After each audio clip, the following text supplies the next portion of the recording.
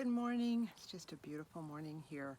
I was just looking at the positioning of the sun, and if you watch this sort of thing, it changes all the time. I did a video a few weeks ago where the sun was coming up in the middle of this grove of trees and kind of shading my vegetable garden. Now I see it's moved over to the left, so it's a matter of a few more weeks before it'll not be rising behind those trees and give some more sun to my little garden back there. So natural world is always very interesting. We are coming upon the summer solstice, and for some reason the summer solstice and the winter solstice have always been very important days for me. The summer solstice is the longest day of the year. It's the longest hours of light and the shortest night. And the winter solstice is the opposite. It's the shortest day and the longest night. And you can see them coming both ways. Our days have been getting longer and longer and longer, and after the solstice on the 21st, they'll start getting incrementally shorter again. Seems like we haven't had too much spring and summer so far with all the winter we had, so it's a little surprising the solstice is already here, but we'll take it. For me, the winter solstice in December has always been kind of a time to look forward. I think because we're at the darkest point of the year, and you're spiritually looking for the light, or emotionally looking for the light. We have a lot of holidays during that time of year, which, candles and lights. I think something in us just really needs that light.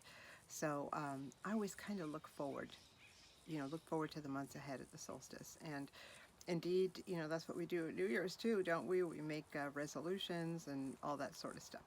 So summer solstice is a little bit different. Summer solstice is, I like to sit outside until it's completely dark. I go out there around 7 o'clock in the evening, and I will just sit outside till it's dark. I just want to enjoy that long day. And for me, the summer solstice is a time when I kind of just take stock of where I am right now. And believe me, it's always a very different place than where I thought I would be 6 months before at the winter solstice. It just seems to be a great time to regroup. Part of my effort to keep myself somewhat grounded, as grounded as I can manage, is using journal writing and planners and things I can pick up to see where I am at. I was in Walmart yesterday, and one of the things I got was a new planner. Last year I got this planner middle of the year. For some reason I've ended up getting these planners that go from June to June. I don't know why, but they always have them at Walmart. Actually, Walmart has a great set of planners and journals. At least mine does.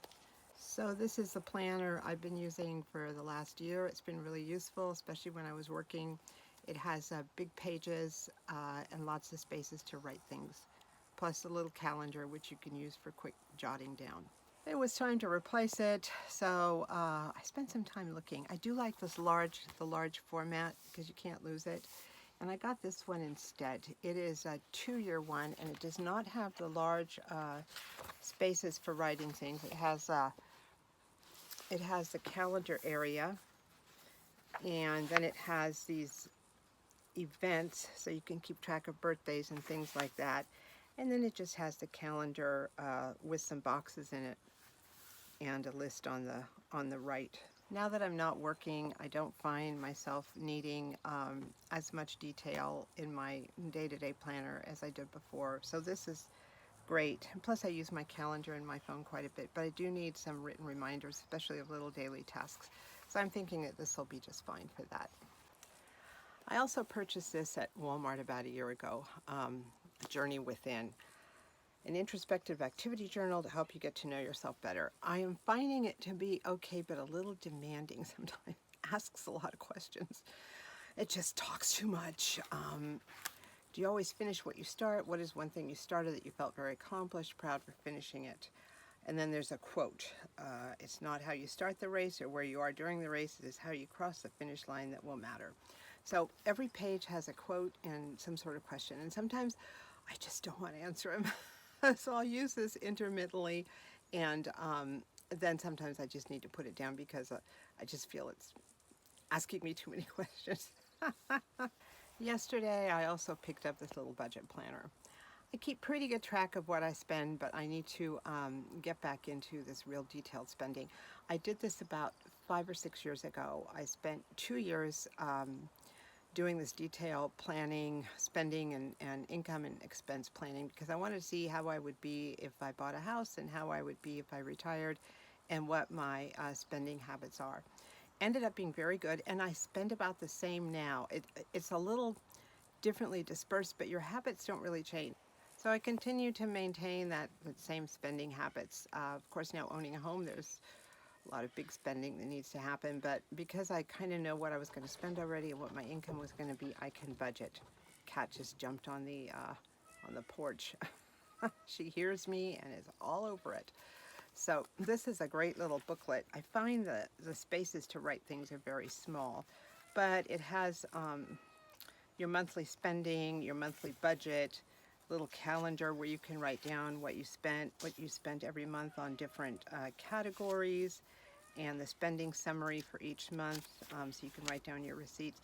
So anyway, this I've already started using this, and I think it's going to be just a good sort of midway accountability, I guess. I just want to see where I stand, because I'm entering a new phase of my life. We're always entering new phases of life, and I just want to see how I'm doing there.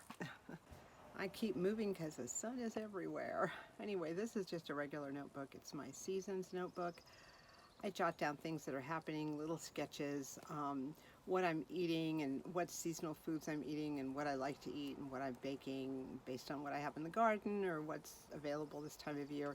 So I really have kind of enjoyed doing this. I kind of slacked off in the winter because we had such a tough winter with the storms, and it was all about just staying alive, and so I want to get back into it, but I want to transfer this to another notebook, a nice one. So I think I'm going to transfer it to this journal. I got this at Walmart. I liked it a lot. It was not that expensive. It just has these lined pages, and this is going to be my seasonal notebook. I'll transfer everything from last fall, and just every fall, spring, summer, I'll jot it down and start a new year, fall, spring, summer. It's very useful. Like I think about what foods was I making, and what was a priority, and what was a problem, and what was an issue. It's more like household stuff. There's that cat. So I am going to transfer it to a nicer notebook. I like this notebook, and I was thinking what I could do with it, and I think that seems like a good thing. I also got this nightly notes at Walmart last year, and I'm going to tell you what my problem was with it, and you will just see how dumb I can be sometimes.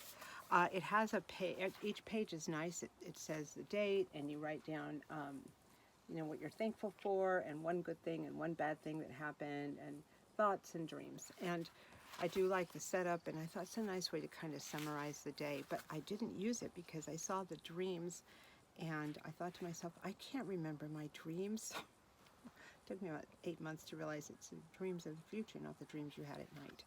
So that's what we're dealing with here. So maybe I'll start this on the solstice. We'll see. I'm going to be working on that journal with the moon, so maybe that will do for now. I've only been out here a few minutes, and we have a very aggressive sun. It's coming up, and I'm going to wind this up, I think, pretty quick. When I was at Walmart yesterday, I also got a contact book, which seems kind of old-fashioned because we have all that stuff in our phones. But the problem is we have all that stuff in our phones. And I'm real hyper aware of our fire season and of emergencies and having to leave and perhaps losing your phone or not having the ability to charge your phone or whatever that is happening with that. Can you believe this? And I'm always telling everyone, have a written list of contacts in case you can't access your phone. So I thought I need to take my own advice. So I'm going to be filling this out with addresses and, gosh, you can't see a thing, can you? I'm going to be filling this out with addresses and phone numbers and emails. So if I am in a situation where I don't have my phone, I will have a written record of everything. And just as a little public service announcement, I have never been evacuated here. We've had some evacuation warnings, but no evacuation orders. But my neighbors have in the past. And one of the things they said you should always have is some piece of paper, official piece of paper that has your address on it. Because if they let you back into areas that have been evacuated, they want proof that you actually live there. So people have been turned away from their own streets because they had no proof of address. My driver's license has my P.O. box. Most of my stuff has my P.O. box on it. However, I do have a couple bills that have my address on it, so those are also in my glove compartment. I've done 2 of those books my kids gave me, the Do You Remember Mom and Do You Remember Grandma. I have one more, so I filled those out and gave them to my kids to read it, maybe when I'm dead, who knows, just memories and reminiscence of family members and things like that. So I've kind of taken a break from those because I did do the 2 of them, and I've just set the 3rd one aside for maybe a later point. In addition to writing, I do like to read, and I have all sorts of inspirational books that I like to look at and browse through, especially in the evening. So one of them that I'm enjoying right now is this book called Simple Abundance. It's been around for a long time. I was with a friend of mine in his laundromat, and they had a free shelf, and this was there, so I took it. It has little daily readings, so I like to read that, like sometimes in the morning and then again in the evening. Just something to think about. I also enjoyed this book, Leading with Love. There's a bunch of little poems and little readings about positive thinking and loving the earth and loving others, and always a good reminder. I can get caught up in myself a little bit too much, so this is just a great thing. So I'll read it like, again, my poem of the day in the morning and maybe again in the evening, and just give myself something to think about. So for the solstice, I'll be sitting out here just enjoying the sun. So I'm looking forward to enjoying my journal writing and just doing what I do every night, but outside, real conscious of the longest day of the year and how wonderful it is to be able to participate in that.